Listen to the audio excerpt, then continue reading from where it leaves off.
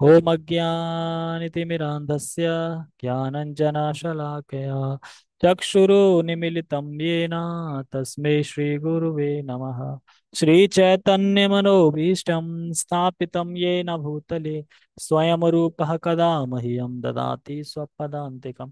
वन्देऽहं श्रीगुरो श्रीयुतापदकमलं श्रीगुरून् वैष्णवांश श्रीरूपं साग्रजातं सहगण रघुनाथं वितं तं सजीवम् साधुवेतं सावधूतं परिजन सहितं कृष्ण चैतन्य देवम श्री राधा कृष्ण पादान सहिगड़ ललिता श्री विशाखा द्विशांचा। हे कृष्ण करुणा सिंधु दीन बंधो जगतपते गोपेश गोपिका कांता राधा कांता नमस्ते पावनेश्वरी वृषभांचा कल्पते रूपस्य कृपा सिंधु एव च पतितानां पावनेभ्यो वैष्णवेभ्यो नमो नमः। जय श्री कृष्णा चैतन्य प्रभु नित्यानंद श्री अद्वैत गदाधर श्रीवासादि गौर भक्तवृंद। हरे कृष्णा कृष्णा कृष्णा हरे हरे हरे राम राम राम हरे हरे। रामाय रामभद्राय रामचंद्राय वेदसे रघुनाथाय नाथाय सीताय पते नमः। नमः विष्णुपादाय कृष्णपृष्ठाय भूतले श्रीमते भक्तिवेदांता स्वामिनि इति नामिने। नमस्ते सारस्वते देवे गौरवाणी प्रचारिणे निर्विशेष शून्यवादी पश्चात देश तारिणे। हरे कृष्णा। तो सभी का बहुत बहुत स्वागत है।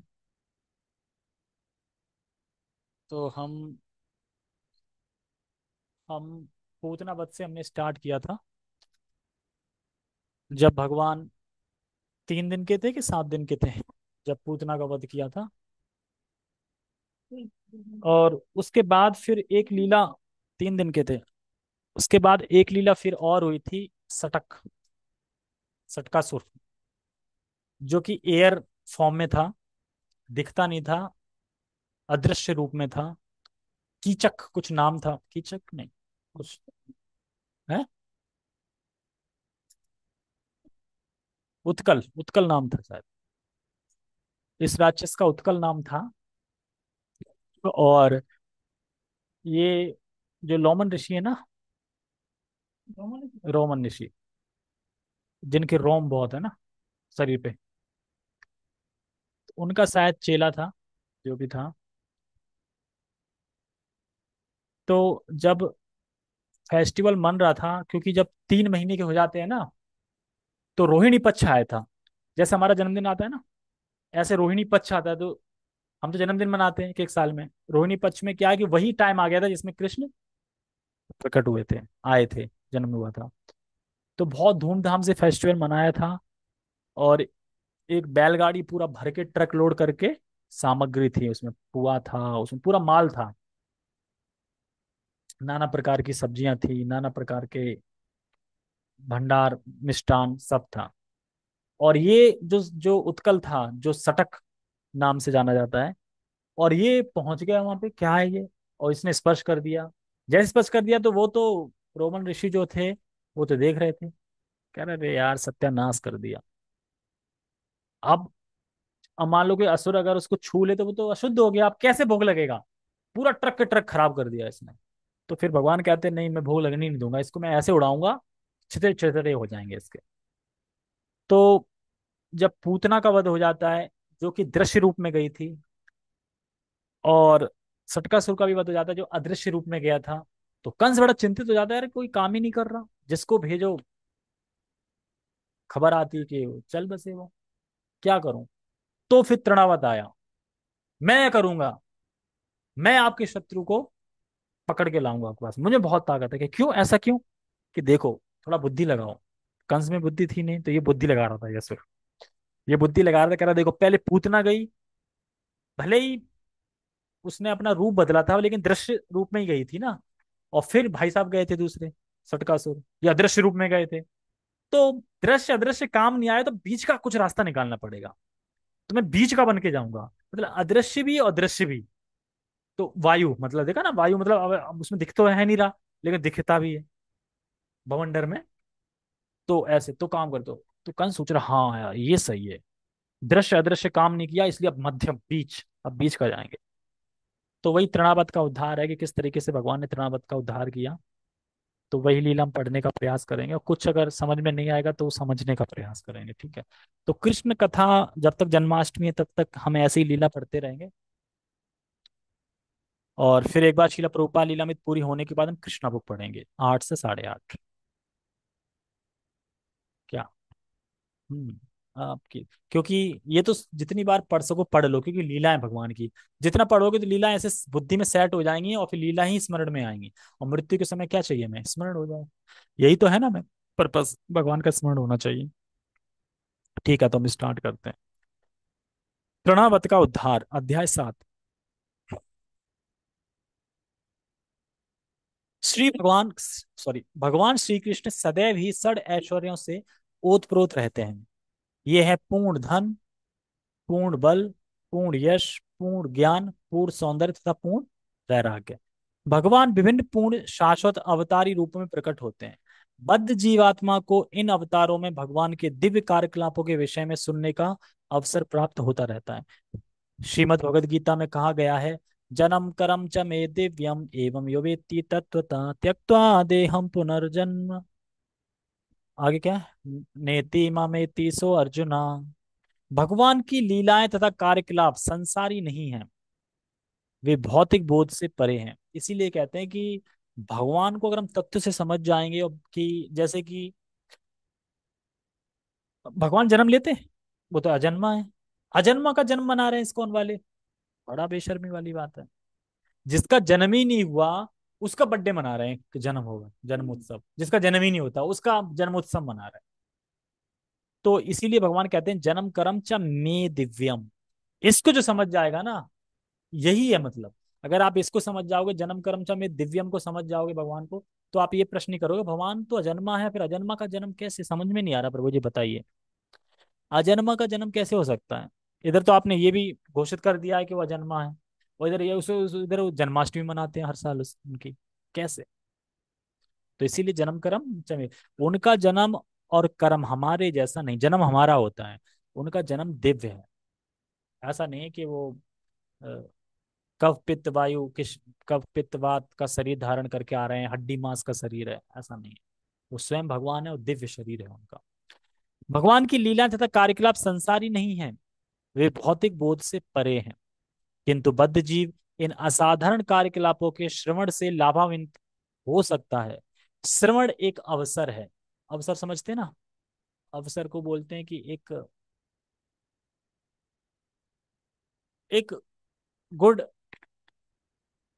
अपॉर्चुनिटी भी बोल सकते हैं इंग्लिश में। अवसर मतलब कि, मतलब जिसमें कुछ जा नहीं रहा है, आपको अवसर मिल रहा है, एक मौका। हाँ, मौका, एक मौका है, अवसर है, जो भगवान का साहचर्य प्रदान करता है। और उनके कार्यकलाप के श्रवण का अर्थ है दिव्य चेतना का विकास करना।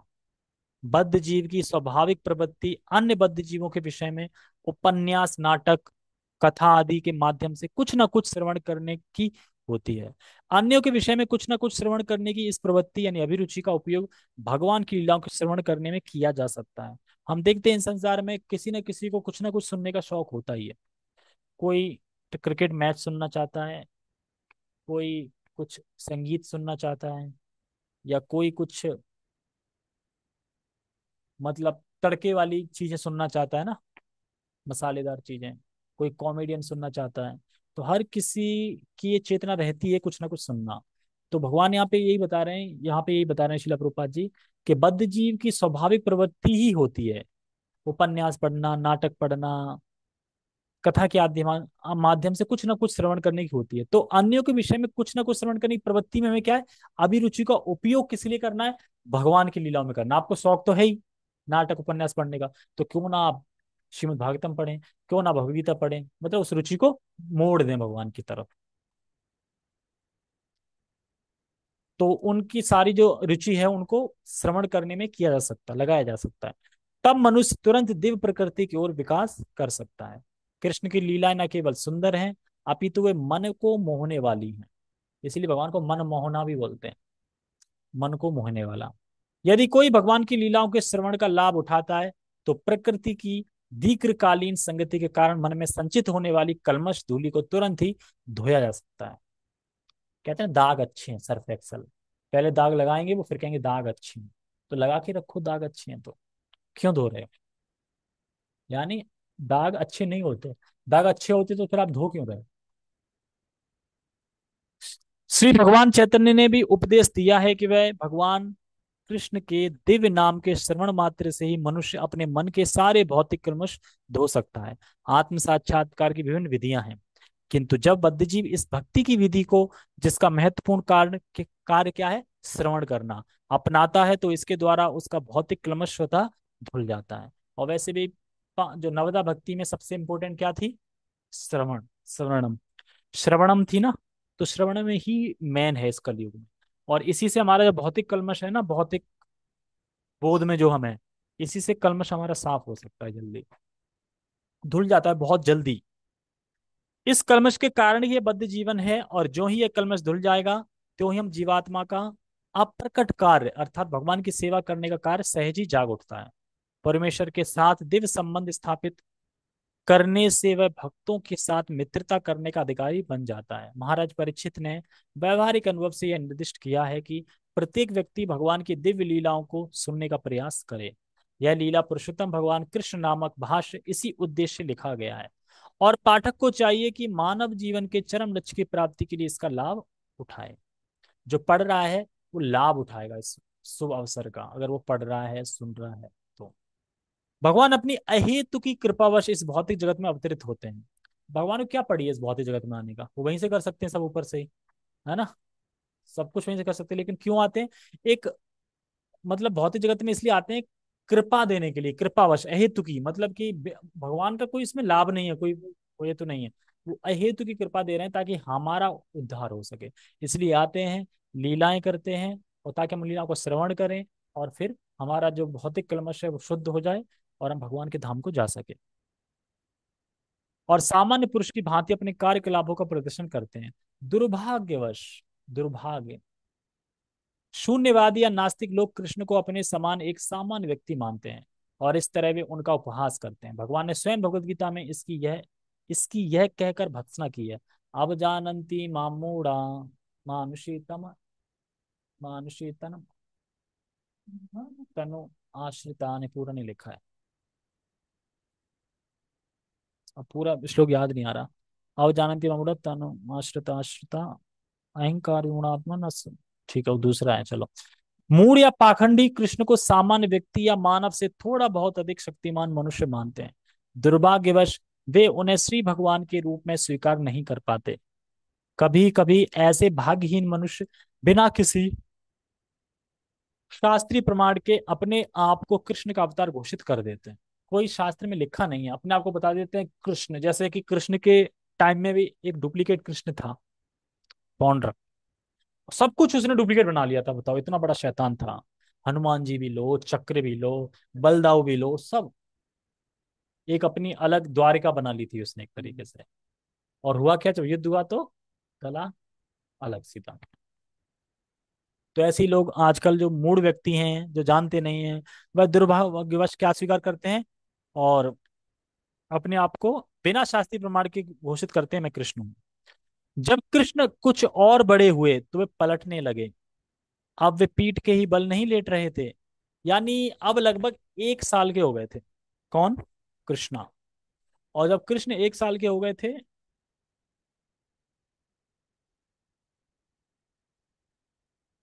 उल्टा रही क्या?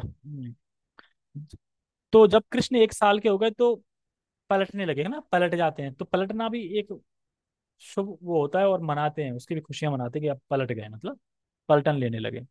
अब वे पीठ के ही बल नहीं लेटे रहते थे। यशोदा तथा नंद महाराज ने दूसरा उत्सव अर्थात कृष्ण की पहली वर्षगांठ मनाई। उन्होंने कृष्ण जन्म दिवस, जन्माष्टमी का उत्सव का आयोजन किया, जो आज भी वैदिक सिद्धांतों के अनुयायियों द्वारा मनाया जाता है। भारत में सारे हिंदू जातिगत भेदभाव छोड़कर कृष्ण का जन्मदिन मनाते हैं। सारे ग्वालों तथा ग्वालिनों को इस हर्ष उत्सव में भाग लेने के लिए आमंत्रित किया गया। सुंदर बैंड वाद्य बज रहा था, जिसे सुनकर एकत्रित लोग आनंदित हो रहे थे। सारे विद्वान ब्राह्मणों को आमंत्रण कर दिया गया था, और उन सबों ने आकर कृष्ण के मंगल के लिए वैदिक स्तुतियों का उच्चारण किया। स्तुतियों के उच्चारण तथा वाद्यों के बजते समय यशोदा माता ने कृष्ण को स्नान कराया। यह स्नान क्रिया अभिषेक कहलाती है और आज भी इसे वृंदावन के सारे मंदिरों में जन्माष्टमी दिवस के रूप में संपन्न किया जाता है। इसीलिए हम भगवान को स्नान करते हैं, नहलाते हैं उनको। वो 1 साल के हो गए होते हैं, हर साल 1 साल हो गए होते हैं, मतलब 1 साल बढ़ गए होते हैं। इस अवसर पर माता यशोदा ने प्रभूत अन्न राशि का वितरण किया और विद्वान पूज ब्राह्मणों को दान में देने के लिए स्वर्णाभूषणों से सज्जित उत्तम गायें तैयार की गईं। यशोदा ने स्नान करके सुंदर वस्त्र धारण किए और वे भली भांति नहलाए तथा सज्जित बालक कृष्ण को अपनी गोद में लेकर ब्राह्मणों द्वारा उच्चारित वैदिक स्तुतियां सुनने के लिए बैठ गईं। वैदिक स्तुतियां सुनते सुनते कृष्ण को गहरी नींद लग गई। अतः माता चुपके से जाकर उन्हें बिस्तर पर लेटाई। इस शुभ अवसर पर सारे मित्रों, संबंधियों तथा वृंदावन वासियों का स्वागत करने में व्यस्त रहने के कारण यशोदा जी बालक को दूध पिलाना भूल गईं। बालक भूख के मारे रो रहा था, किंतु जनरव जनरव के कारण वे बालक की रोना ना सुन पाई। अतः बालक अत्यंत क्रुद्ध हुआ, क्योंकि वह भूखा था और माता उसकी ओर ध्यान नहीं दे रही थी। अतः वह अपनी टांगे ऊपर उठाकर चरण कमलों को सामान्य बालक की तरह पलटने लगा।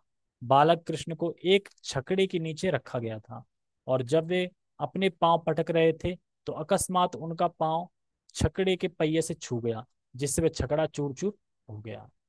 कोई सुन नहीं रहा था ना, अरे रो रहे हैं और कोई सुन ही नहीं रहा था। इस छकड़े पर अनेक प्रकार के पात्र तथा पीतल तथा अन्य धातुओं की बनी थालियां संचित थी और वे सब धड़ाम से नीचे गिर गईं। छकड़े का पहिया धुएं से निकल गया और पहिए के सारे आरे टूटकर इधर उधर छितर गए। माता यशोदा तथा समस्त गोपियां एवं नंद महाराज तथा सारे ग्वाले आश्चर्यचकित थे कि यह छकड़ा किस तरह स्वतः टूट गया। इस पावन उत्सव में समागत सारे स्त्री तथा पुरुष छकड़े के चारों ओर एकत्रित हो गए और सुझाव देने लगे कि छकड़ा किस तरह टूटा होगा, किंतु कोई भी इसका कारण नहीं जान पाया। हाँ, कुछ छोटे छोटे बच्चों ने, जिन्हें नन्हे कृष्ण के साथ खेलते रहने का काम सौंपा गया था, भीड़ को बताया कि पहिए में श्री कृष्ण का पांव लग जाने से ऐसा हुआ है। इसमें गुरु महाराज जब ये सटकासुर की कथा बता रहे थे, तो उसमें कहते हैं ना कि कौन सी वो नाटक आता है जिसमें कि कुछ मर्डर हो जाता है, फिर वो टीम लगा दी जाती है सीआईडी की छानबीन करने के लिए। इंग्लिश में क्या बोलते हैं उस वर्ड को? इन्वेस्ट करते हैं ना। अब लग गए जांच पड़ताल के लिए, अब कहीं कोई सुराग नहीं मिला और छोटे छोटे नन्हे बालक बुलाते हैं कि मैं बताऊं, मुझे पता है कैसे ये छकड़ा उड़ गया। कहते हैं कि बच्चे, अभी अभी छोटे छोटे बच्चे हो, बिल्कुल बालक हो, बोलना भी सही से नहीं सीखे हो, तो आप बताओगे? चलो मुझे अपना काम करने दो। कह रहे मैं सही बोल रहे हैं, पता है। कह रहे क्या क्या जानते हो आप, बताओ क्या जानते हो आप, बताओ। वो तो ऐसे ही मजाक कर रहे थे, क्या जानते बताओ। वो भाग के दौड़ के गए कृष्ण के पास और कृष्ण आराम से अपने माँ के, मतलब उसमें आराम से नहीं के लेटे थे, सो रहे थे, और कहते हैं इसने किया। ये नहीं कह रहे कृष्ण किया, कृष्ण के राइट हैंड पैर को छू रहे थे, इसने किया, इसने किया। इसने नहीं किया, इसने किया, पैर ने। पैर का जो अंगूठा लगा था ना, मतलब जो पैर का जो लगा था, उसको आदर करे इसने किया। तो चल भाग यहाँ से, भगा देते। जबकि वह सत्य भाषण कर रहे थे, सत्य बता रहे थे बिल्कुल, और उसी ने झगड़ा गिराया था, और कोई नहीं मान रहा है। तो ये वृंदावन लीला भगवान करते हैं कि सच भी बताओ ना तो नहीं मानेंगे कि ये कृष्ण ने किया। और फिर वो पता लगा ही नहीं पाते हैं कैसे गिराई, अंत गई। और बच्चे बताते हैं, बच्चे की सुनते नहीं, कि छोटे बच्चे कहाँ सुनते। जैसे कि जब यमला अर्जुन जब पेड़ गिराए थे, तो फिर वो कहते हैं मैंने देखा इसमें से इसने ये खींचा था, पेड़ गिर गए। कह रहे हैं बच्चे, तुम बच्चे हटो, तुम बताओगे भी। तो इस तरीके से भगवान लीलाएं करते थे कि सच भी बताएं तो भी यकीन नहीं करेंगे। तो वही बता रहे हैं कि छोटे छोटे बच्चों ने, जिन्हें नन्ही कृष्ण दत्त खेलते रहने का काम सौंपा गया था, भीड़ को बताया कि पहिए में श्री कृष्ण का पांव लग जाने से ऐसा हुआ है। बालकों ने भीड़ को आश्वस्त किया कि उन्होंने अपनी आंखों से देखा है कि वह सब कैसे हुआ, और वे सब इसी पर बल देते रहे थे। कुछ लोग तो ध्यान से छोटे बच्चों के बयान सुन रहे थे, किंतु दूसरों ने कहा आप इन बच्चों के कहने पर कैसे विश्वास कर सकते हैं। ग्वाली तथा ग्वाली ने यह जान ना पाई कि सर्वशक्तिमान भगवान का वहां बाल रूप में लेटे हुए थे। बताते हैं कि जब यशोदा माता जब बांधने गई थी, क्योंकि उन्हें कहीं जगह नहीं मिल रही थी, कहाँ सुलाऊं, कहाँ सुलाऊं कृष्ण को, कहाँ सुलाऊं। देखो छटका ये रखा, छकड़ा रखा है और इसके नीचे छाए भी है, वो कोई देखेगा भी नहीं, भीड़ भाड़ है। अब सो गया तो वहीं लिटा देती हूँ। अब वहां लिटाया है तो जल्दी जल्दी कहते हैं ना बांध देते हैं ऐसे करके। तो जो पलने को मतलब बांध रही थी उससे, तो कृष्ण इतने सुंदर लग रहे थे कि उनकी सुंदरता को देख के वो गांठ ही नहीं बांधी सही से, मतलब अंधबंदी थी एक तरीके से। और बच्चे को बोले देखते रहना, खेलते रहना, रोए या कुछ होए तो मुझे बता देना, ये देखते रहना, उसे सौंप गई वहां पे। और बच्चों ने भी ध्यान नहीं दिया। तो जब छकड़ा ऐसे मतलब उछला ऊपर, तो वो संग में इसलिए नहीं गए क्योंकि गांठ तो बंदी नहीं थी सही, गांठ तो नीचे ही रह गई, तो इसलिए वो नीचे रह गए। नहीं तो वो भी उड़ते चले जाते ऊपर, छकड़ा के संग ही। और छकड़ा कौन था, छकड़े पे कौन आ गया था, वही सटकासुर, अदृश्य रूप में। तो ये सब बता रहे हैं। ठीक है। लेटे हुए थे और वे कुछ भी करने में समर्थ थे, संभवतः संभव संभव तथा असंभव दोनों ही उनके वश में थे। जब इस तरह विवाद चल रहा था तो बालक कृष्ण रो पड़े। माता यशोदा ने बिना प्रतिवाद के बालक को अपनी गोद में उठा लिया और भूत प्रेत दूर करने के लिए वैदिक स्तुतियों का उच्चारण कराने के लिए विद्वान ब्राह्मणों को बुलावा भेजा। साथ ही वे बच्चे को दूध भी पिलाती रही। यदि बालक अपनी माता का दूध ठीक से पीता है तो यह समझा जाता है कि बच्चे को कोई खतरा नहीं है, कोई दिक्कत नहीं है, कोई भूत प्रेत नहीं लगा है, कोई दिक्कत नहीं, कोई भारी हवा नहीं है। तत्पश्चात समस्त बलिष्ठ ग्वालों ने टूटे छकड़े को ठीक किया और इधर उधर बिखरी वस्तुओं को पूर्वत रख दिया। फिर ब्राह्मणों ने यज्ञ की अग्नि में घी, दही, कुश तथा जल की आहुतियां दी। उन्होंने बच्चे के मंगल के लिए श्री भगवान की पूजा की। वहां पर उपस्थित सारे ब्राह्मण सुपात्र थे क्योंकि वे ईर्ष्याहीन थे। तो इसीलिए कह रहे हैं कि यज्ञ इसलिए कलयुग में बंद है कि ईर्ष्याहीन होना बड़ा मुश्किल है। किसी न किसी से तो ईर्ष्या रहती ही है। कोई आगे बढ़ रहा है तो उससे ईर्ष्या हो सकती है, कोई पीछे, कोई आगे नहीं बढ़ पा रहा है तो उससे ईर्ष्या तो बिल्कुल नहीं हो सकती। कोई पीछे बढ़ ही नहीं पा रहा है, मान लो पीछे ही है, बढ़ ही नहीं पा रहा, तो उससे ईर्ष्या क्यों होगी? अगर आगे बढ़ने लगेगा तो ईर्ष्या होगी। जैसे कि दौड़ में, मान लो दौड़ हो रही है, दौड़ में कोई बगल का निकल रहा हो फास्ट, तो ईर्ष्या नहीं हो जाएगी उससे तुरंत, ये क्यों निकल रहा है, मैं हार जाऊंगा ना। तो सब लोग अपनी इंद्र इतने चाहते हैं कि मैं जीतूं बस, दूसरा नहीं जीतना चाहिए। अरे भाई वो अपनी ताकत से भाग रहा है, आप अपनी ताकत से भाग रहे हो, उसमें ईर्ष्या वाली क्या बात है? लेकिन ईर्ष्या हो जाती है। तो तब सुपात्र जो थे वो ईर्ष्याहीन थे। उन्होंने कभी असत्य भाषण नहीं किया था, वे घमंडी नहीं थे, वे सबके सब अहिंसावादी एवं प्रामाणिक थे। अतः ऐसा कोई कारण न था कि उनके आशीर्वाद व्यर्थ जाएं। सुपात्र ब्राह्मणों के दृढ़ विश्वास के साथ नंद महाराज ने अपने पुत्र को गोद में लेकर विविध औषधियों से मिश्रित जल के द्वारा उसे स्नान कराया और ब्राह्मणों ने ऋक, यजु तथा साम वेदों की स्तुतियां पढ़ी। ये आज भी हो सकता है अगर आप ईर्ष्या विहीन हो जाओ, कभी असत्य भाषण मत करो, घमंडी मत रहो, अहिंसावादी रहो, प्रामाणिक रहो, तो आपका आशीर्वाद दोगे तो वो खाली नहीं जाएगा। अगर आप जिंदगी भर असत्य भाषण नहीं करो, जिंदगी भर किसी से ईर्ष्या नहीं की हो और अहिंसावादी रहे हो, कभी घमंडी ना रहे हो, अगर आप शुरू से है कोई, वो जो बोलेगा वो सत्य हो जाएगा। इसलिए ब्रह्मचारी जो बोलते हैं उसकी बात को हम सुनते हैं तो इफेक्ट पड़ता है। जैसे वही क्लास एक नॉर्मल दे रहा हो भक्त और वही क्लास गुरु महाराज दे रहे हो, वही शब्द बोल रहे हो, वही शब्द उसने बोले हो, लेकिन गुरु महाराज के बोलने में शब्द में काफी वजन होता है। इसीलिए सुपात्र ब्राह्मणों के दृढ़ विश्वास के साथ नंद महाराज ने अपने पुत्र को गोद में लेकर विविध औषधियों से मिश्रित जल के द्वारा उसे स्नान कराया और ब्राह्मणों ने, ये तो पढ़ लिया पूरा, ठीक है। कहा जाता है कि जब तक ब्राह्मण योग पात्र ना हो तब तक उसे वेदों के मंत्र नहीं पढ़ने चाहिए। यहाँ पर इसका प्रत्यक्ष प्रमाण है कि वे ब्राह्मण समस्त ब्राह्मण लक्षणों से संपन्न थे। नंद महाराज को भी उन पर पूर्ण श्रद्धा थी। यानी हम जिससे यज्ञ करा ना, हमें श्रद्धा होनी चाहिए उस पे, तब से तब सफल होता है। हमें श्रद्धा ही नहीं है उस पे तो कैसे सफल होगा? पूर्ण श्रद्धा भी होनी चाहिए। फलतः उन्हें वैदिक मंत्रोच्चार द्वारा अनुष्ठान करने की अनुमति प्रदान की गई। यद्यपि विभिन्न कार्यों के लिए भिन्न भिन्न प्रकार के यज्ञों का विधान है, किंतु सारे मंत्रों का उच्चारण सुपात्र ब्राह्मणों द्वारा ही होना चाहिए। क्योंकि इस कली काल में ऐसे सुपात्र ब्राह्मण उपलब्ध नहीं है, अतः समस्त वैदिक यज्ञ अनुष्ठान वर्जित हैं। इसलिए श्री चैतन्य महाप्रभु ने इस युग के लिए केवल एक प्रकार के यज्ञ की संस्तुति की है, और वह है संकीर्तन यज्ञ, अर्थात हरे कृष्ण महामंत्र का जाप। तो क्या है? हरे कृष्णा कृष्णा कृष्णा हरे हरे, हरे राम राम राम हरे हरे।